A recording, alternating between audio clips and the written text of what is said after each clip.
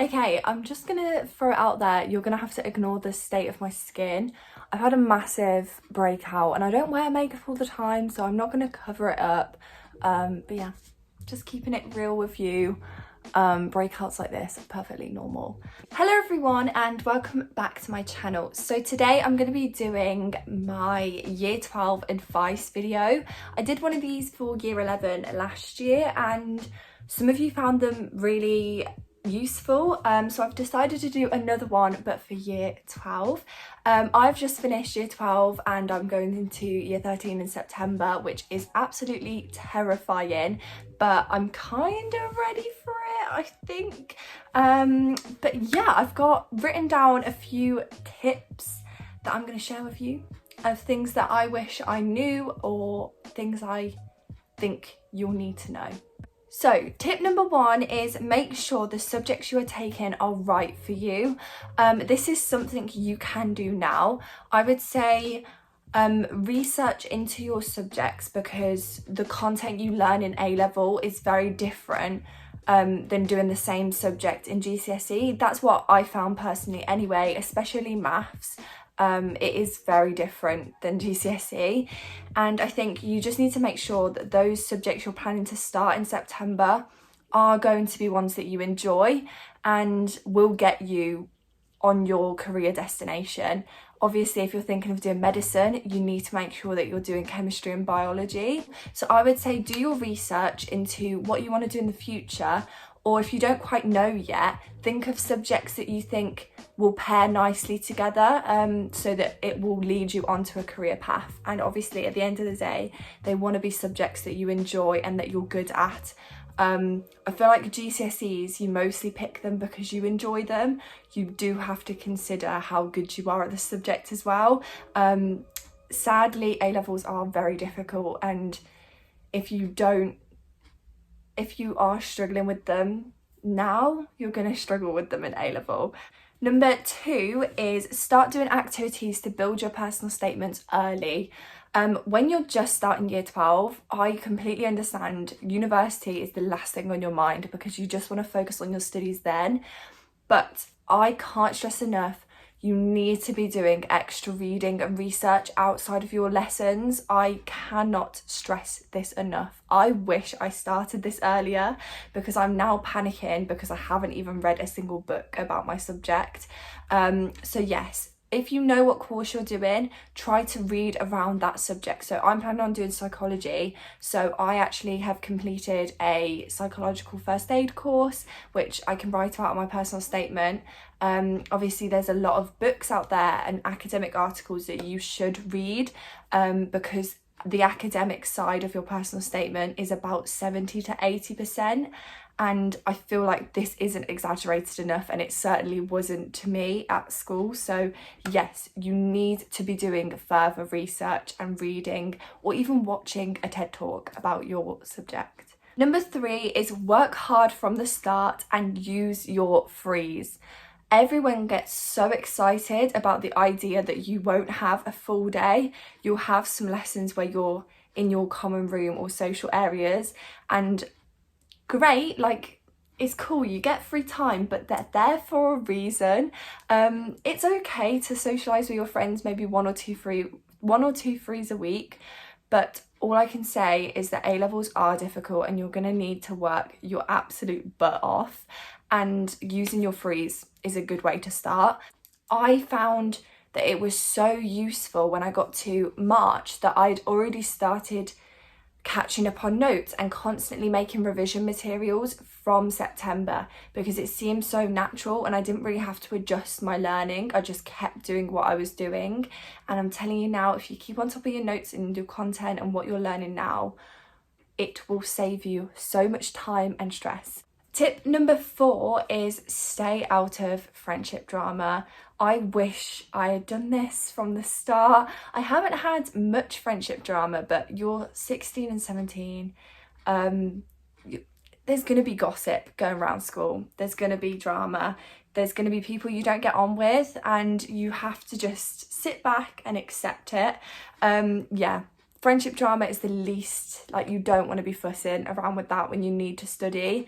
I would just say stick to your close-knit of friends. Obviously get to know new people, because we had quite a lot of externals come into my school, which are like people who didn't go to the school in GCSE, and it's good to get to know those people and welcome them into the sixth form. So yeah, I did make a lot of new friends, but at the same time, if you think someone's not your vibe, don't make the effort to start up gossip or arguments, because you just cannot be asked for it.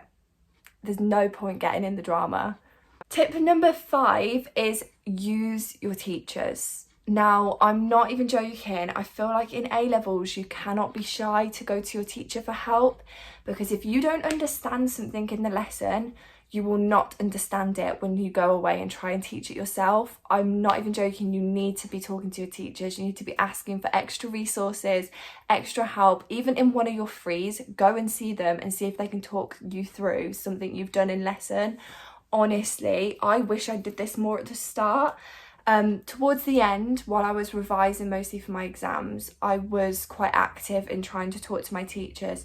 But if I did this from the start, I wouldn't have had as many issues as I did. So yes, your teachers are there to help you. At the end of the day, they know a lot more than you do, and utilize that. You need to talk to them, get help, get extra resources, because it's the only way you're going to be able to fully understand all of your content and succeed to your best ability. Number 6 is certainly a tip that I followed at the start of the year, and it's don't be too quick to drop your 4th subject if you are taking one. In my school, you had to start on 4 subjects, and then obviously eventually over time you could choose to drop one if you wished. This is because you can only put 3 subjects on your UCAS application for uni, and obviously if you're taking an additional 4th, you don't know which subjects is going to be your best at the end of the day, and you don't want to put that added stress on you. So I was so certain I was going to drop chemistry, so certain. And I literally on the first week of school was like, I can't wait to drop chemistry. However, I was very, very quick to think those and didn't give chemistry time. And it took my teacher to say, why don't you just go away and properly think about what you want to do? And yes, I did end up dropping chemistry, but I'm so grateful for that extra time that I had, because by dropping chemistry, I was closing a door of not being able to do medicine, and I didn't want to drop it and then all of a sudden regret that because I want to do medicine. So I would say really give your subjects time and really think about what benefits and what things you're going to lose once you drop that subject, because I'm not even joking, a lot of people I know have dropped the subject they didn't expect to drop, so you're going to have to work twice as hard to get up that other subject that you were taking as a joke. Tip number 7 is a bit more of a practical one, but I feel like I did not know this, but buy more folders and refill pads than you think you will need. I'm not even joking, I used up my first refill pad in probably the first 3 weeks of school. I think in total I have about 10 folders at the moment, and it's just year 12. One folder for each subject is not going to be enough. You need to make sure you're buying loads of stuff, and I would recommend using refill pads like paper instead of notebooks, because more often than not you'll be asked to put them in a folder, and it just makes it so much easier transferring notes into a folder if they're just on a rippable refill pad. But yes, for practical reasons, buy more resources like refill pads and folders than you will need, than you think you will need.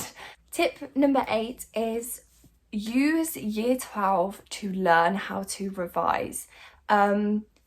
Most people go into A-levels, and I certainly did, and a lot of people did around me, having no clue how to revise. GCSEs, I feel like you can experiment a bit with your revision tips, or you just constantly repeat things, and that works. I mean, if you have got into your A-level subjects that you want to get into, then clearly you've succeeded well in GCSE.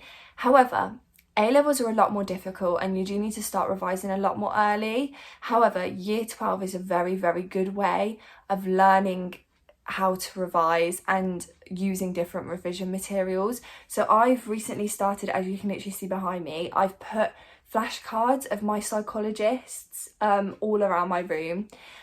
So I'm constantly looking at them, reading them and recalling them. So this is definitely a revision tip that's worked for me, and so I will continue that into year 13. But I feel like once you get into year 13, you're not going to have the time to learn how to revise. You need to just do what works for you, because you're going to need to retain a lot of information very quickly. So yes, utilise year 12 and the extra time that you get to try different revision methods.